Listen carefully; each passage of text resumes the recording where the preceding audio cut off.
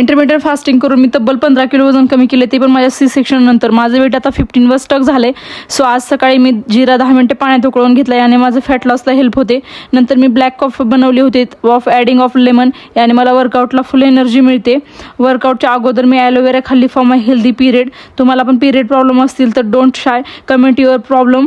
मी नक्की प्रॉब्लेमवर सोल्युशन सांगेल, बिकॉज मला पण खूप प्रॉब्लेम होते पिरियडमध्ये. मी सगळे प्रॉब्लेम घरच्या रुटीन हेल्दी रुटीननेच सॉल्व्ह केलेले आहेत. मी 60 मिनिट प्रॉपर फुल बॉडी वर्कआउट केला, फॅट बर्निंग वर्कआउट केला. C-सेक्शन नंतर राहिलेलं बेली फॅट असतं ते कमी करणार पण वर्कआउट केला.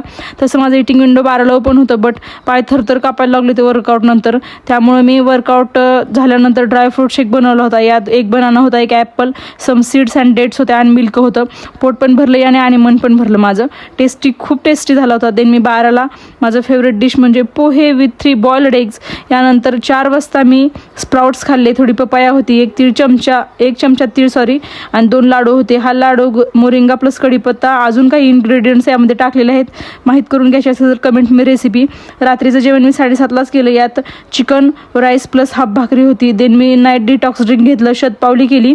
आमच्याकडे लाईट इज गॉन.